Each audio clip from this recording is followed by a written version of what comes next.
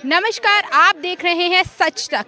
इन दिनों जो एक मुद्दा चल रहा है आज, जो कि बिहार भी बंद है, जिस मुद्दे को लेके कि पीएम मोदी की मां को गाली दी गई है राहुल गांधी के मंच से, तेजस्वी यादव के मंच से। इस पूरे मामले में हम लोगों से उनका मत जानेंगे कि उनका क्या राय है, क्योंकि कुछ लोगों का ये कहना है कि ये पूरी तरह से फेक है और कुछ लोगों का ये कहना है कि पीएम मोदी को गाली देना भारत की हर माँ को गाली देना है। तो आइए हम जानते हैं। सर नमस्कार।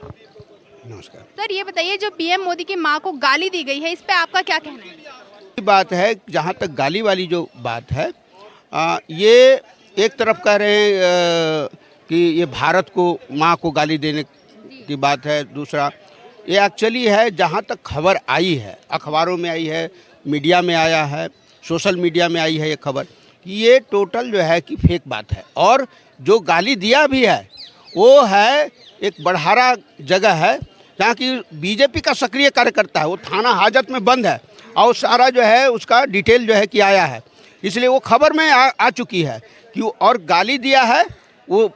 माने हम कांग्रेस को सपोर्ट नहीं करते हैं, लेकिन जो मंच था, मंच से वो भाषण करके वो अगला यात्रा के पड़ाव पर अगले मंच पे चले गए। वो मंच को कब्जा करके ये बीजेपी के लोगों ने अपने कार्यकर्ताओं से गाली दिलवाया है। आपका कहना है ये बीजेपी का एक खेल है कि पीएम मोदी की मां को गाली दिलवाना? देखिए, ये माने उसका आदमी है तो ये दिखाई तो पड़ता है ना। बिल्कुल बिल्कुल। ये स्पष्ट दिखाई पड़ रहा है उसमें। मैंने कहा मैंने जो सही सामने आ रही है बात, इसको कोई तो ठुकरा नहीं सकता है। अब इसको किसी तरीके से गाल बजा करके आप जो है कि ये करने का कोशिश करिए, ये ठीक बात नहीं है। और एक्चुअली क्या है, देखिए देश का जो लोकतंत्र है, लोकतंत्र में गाली गलौज की ही भाषा चल रही है। जितना बीजेपी के लोग गाली देते हैं वो प्रेम शुक्ला को ले लीजिए, ओन मंच, वो कैसी अपशब्द इस्तेमाल हाँ कर रहे थे। हाँ, वो तो बीजेपी की प्रवक्ता है। हाँ, बीजेपी का उन पर तो कोई कार्रवाई नहीं होती है, वो कोई कार्रवाई नहीं करते हैं। तो एक्चुअली क्या है, ये डेमोक्रेसी जो है इतना सड़गल चुका है कि ये सभी जो है बुर्जुआ क्लास की पूंजीपति वर्ग की ही पार्टियां हैं और एक दूसरे को गाली दे करके वो जो गद्दी है, प्रधानमंत्री का जो गद्दी है, उस पर बैठने का ये लड़ाई चल रहा है। वो आम जनता की जो इशू हैं, वो महंगाई का, बेरोजगारी का, वो माने पढ़ाई लिखाई का, इलाज का, नौकरी नहीं मिल रहा है, बिहार में नौकरी नहीं मिल रहा है, लोग पलायन कर रहे हैं, युवा लोग, उसको नौकरी देने में ये व्यवस्था, पूंजीवादी व्यवस्था अक्षम है और ये दलाल उसकी सरकार, पार्टियां हैं, उसकी सरकारें हैं। इसीलिए वो गाली गलौज में आम जनता को फंसा करके, मुद्दे से डाइवर्ट करके वो रखना चाहते हैं। अब सामने चुनाव आ रहा है, ऐसा यार इतना कम समय में थोड़े होता है।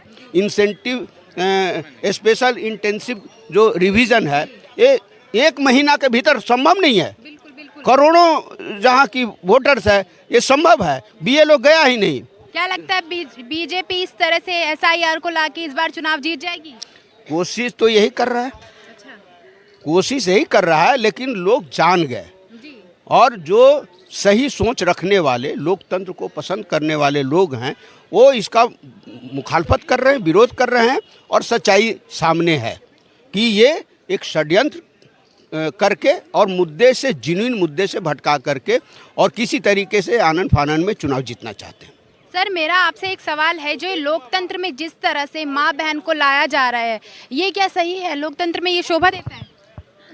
शोभा नहीं देता, बल्कि ये शोभा नहीं देता ये भी कम शब्द है इसकी। ये तो बहुत ही मैं कहूँगा घटिया स्तर की बात है, नैतिक रूप से भी और सामाजिक रूप से भी। ये तो बहुत ही गिरे हुए स्तर की बात है, ये नहीं होना चाहिए बिल्कुल भी। सर ये बताइए, पहले तो पीएम मोदी ये कहते हैं कि मैं तो मतलब अवतार हूँ, मैं माँ की गोद से नहीं जन्मा हूँ, और अब वो 2-3 दिन से आके स्टेज पे रो रहे हैं कि मेरी माँ को गाली दे दी, मेरी माँ को गाली दे दी। उस पर क्या कहेंगे? कुछ नहीं, इसमें क्या कहना है, ये तो चुनाव है, बस चुनाव के लिए कुछ भी कलाबाजी कर सकते हैं। ये लगातार करते रहे हैं, ये पहली बार नहीं हो रहा, ये बार बार ये लोग करते हैं। चुनाव आता है, कुछ नया अपना ऐसा एक स्टंट टाइप का खड़ा करते हैं और उस पर चुनाव जीतना चाहते हैं। आपको याद होगा पिछले चुनाव में भी इसी तरीके से इन्होंने कहा था कि मुझे इतनी गालियां दी जा रही हैं, 91 बार गाली दी गई, दिस एंड दैट। और इस बार भी जिस तरीके से हुआ, और जो समाचार पत्रों के माध्यम से, आपके चैनल के माध्यम से सभी जानते हैं कि ये जो घटनाक्रम है जिस बात को लेकर इतना बात हो रही है, ये भी एक्चुअली ना तो किसी राजनीतिक माने तेजस्वी ने दी गाली, ना किसी कांग्रेस के नेता ने दी, ये तो किसी उस तरीके से किसी नेता ने तो गाली दी नहीं। ये तो एक कोई व्यक्ति, और जिसमें ये भी बात आ रही है अभी कि वो व्यक्ति वास्तव में बीजेपी का ही कार्यकर्ता है, तो ये जो गाली दी है तो ऐसा लगता है कि सारा प्लांटेड है, एक डिज़ाइन है और उसी के तहत एक एक्ट कर रहे हैं। सर, कांग्रेस के एक नेता ने भी कहा है ये अपने बयान में कि ये जो गाली वाला है ये टूल किट है बीजेपी की चुनाव के लिए। हाँ, मैंने उसको टर्मिनोलॉजी जो भी हो, लेकिन ये इसके केंद्र में तो चुनाव ही है, ये तो सभी जान रहे हैं। तो केंद्र में तो चुनाव है, ये सभी लोग जान रहे हैं, नाम उसको जो चाहे दो। और अभी लेकिन लोग भी ये घड़ियाली आंसुओं को बहुत दूर तक समझ चुके हैं। आपको याद होगा जब नोटबंदी आई थी, पूरे देश के आम जनता लाइन में लग रही थी, तो उस समय इन्हीं महाशय ने कहा था, जो महामानव हैं, कि भाई 50 दिन में आतंकवाद खत्म हो जाएगा, काला धन खत्म हो जाएगा, अर्थव्यवस्था बहुत तरक्की कर जाएगी, लोगों को रोजगार मिल जाएगा, और अगर ये ना हो तो 50 दिन बाद मुझे जिस चौराहे पे चाहे खड़ा करके वो दंड दे देना। वो लोग तो ढूंढ रहे हैं कौन सा चौराहा है वो वो तो चौराहा नहीं मिला। तो ये जो सारी चीज़ें हैं, जुमलेबाजी, अभी लोग सभी जान चुके हैं। अभी एक्चुअली मुझे नहीं लगता कि लोग और ज़्यादा इन जुमलेबाजियों से प्रभावित होंगे। सर, क्या लगता है इस बार भी बीजेपी अपना एनडीए जीत हासिल कर पाएगी बिहार में कि नहीं? देखिए, वैसे तो समय ही बताएगा, जनता ही तय करती है अल्टीमेटली, लेकिन ये बहुत आसान नहीं है इनके लिए। वो इसलिए नहीं है, आसान ना होने का कारण है क्योंकि जो इन्होंने बात की, जो लोगों की समस्याओं का समाधान का इन्होंने आश्वासन दिया, एक भी समस्या का समाधान नहीं हुआ। जो उन्होंने वादा किया एक भी पूरा नहीं हुआ। आपने देखा 2019 में भी इनके खिलाफ बहुत असंतोष था, लेकिन किस तरीके से पुलवामा की घटना को एनकैश करके और वो चुनाव जीता, सभी लोग जानते हैं। जो वहाँ के उस समय गवर्नर थे सत्यपाल मलिक जी, उन्होंने तो इंटरव्यू में सीधा ही बोला है। तो इसी तरीके से इस बार भी जो पहलगांव की घटना घटी, उसको लेके भी बहुत सारे सवाल हैं लोगों के मन में। अच्छा सर, इस जैसे आपने पहलगांव की बात की, तो उसी से रिलेटेड मेरा एक सवाल है कि राहुल गांधी बोलते कि ट्रंप का फोन आया और उन्होंने सीज फायर रुकवा दिया, जबकि पीएम मोदी ये कह रहे थे कि जब तक हम पाकिस्तान का सर्वनाश नहीं करेंगे इस बार, तब तक हम पीछे नहीं हटेंगे। तो वो पीछे क्यों हट गए? क्या राहुल गांधी सही कहते हैं? देखो, राहुल गांधी क्या कहते हैं मैं उस बात को नहीं वकालत कर रहा, लेकिन एक बात तो तय है, राहुल गांधी कहे ना कहे तो ट्रंप कह रहा चिल्ला चिल्ला के। वो तो 25-30 बार कह चुके कि भाई हमने बार रुकवाए, हमारे कहने से बार रुकी, और मैंने इनको कहा कि मैं नहीं तो मैं टैरिफ लगा दूंगा, व्यापार की बात, ये सारी बातें उन्होंने की। तो ये तो आज जग जाहिर है। और ये तो खुद पार्लियामेंट में इन्होंने ही बोला कि भाई हमने पाकिस्तान की सेना अध्यक्ष को कहा कि हम सेना को नुकसान नहीं पहुंचाएंगे, हम केवल आतंकवादी ठिकानों पर हमला करेंगे। ये कैसी लड़ाई है?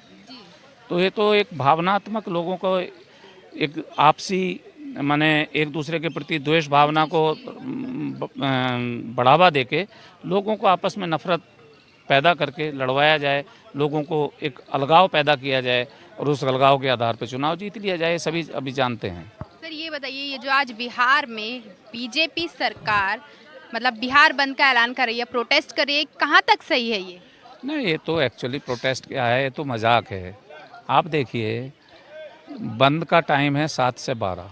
हम सभी जानते हैं 7 बजे कहीं कोई बाज़ार पूरे देश में नहीं खुलता। बाज़ार अभी 11 से बाद ही खुलता है, तो 12 बजे तक धीरे धीरे शुरू होता है। तो 11 से 12 क्या बंद है? वो कह देंगे बंद तो सफल था, 10 बजे की फ़ोटो लेकर आ जाएंगे सारे अखबार। सर, मेरा एक आपसे आखिरी सवाल है कि जैसे पीएम मोदी की ये मांगे कि राहुल गांधी और तेजस्वी यादव उनसे माफ़ी मांगे, पूरे देश से माफ़ी मांगे, पर ये रूल अपने प्रवक्ता के लिए या अपने बीजेपी नेताओं के लिए क्यों अप्लाई नहीं करते हैं? वो भी तो कितनी गाली गलौज करते हैं। तो अपने ऊपर भी तो लागू करना चाहिए। जी। तो सबसे ऊपर तो ये बातें हैं, पहले इन्हीं देश से माफ़ी मांगनी चाहिए। ये सारी बातें देखिए जुमलेबाजी है, सब लोग समझ चुके हैं। आने वाला समय और इसको स्पष्ट कर देगा कि ये जुमलेबाजी और जनता भी झेलने को तैयार नहीं है। धन्यवाद सर। जैसा कि आपने सुना, लोगों का यही कहना है कि इस बार पीएम मोदी की जुमलेबाजी नहीं चलेगी और जो उनके आंसू है दिखावटी है और जो गाली दी गई है उनको वो उन्हीं के एक आदमी द्वारा दी गई है। उसमें ना तेजस्वी की गलती है ना ही कांग्रेस पार्टी की गलती है। और बल्कि लोगों का तो ये भी कहना है कि इस बार मुश्किल है कि बीजेपी की सरकार बिहार में आ पाएगी। आपकी क्या राय है, कमेंट करके ज़रूर बताएं और ऐसी और खबरों के लिए चैनल को सब्सक्राइब करें।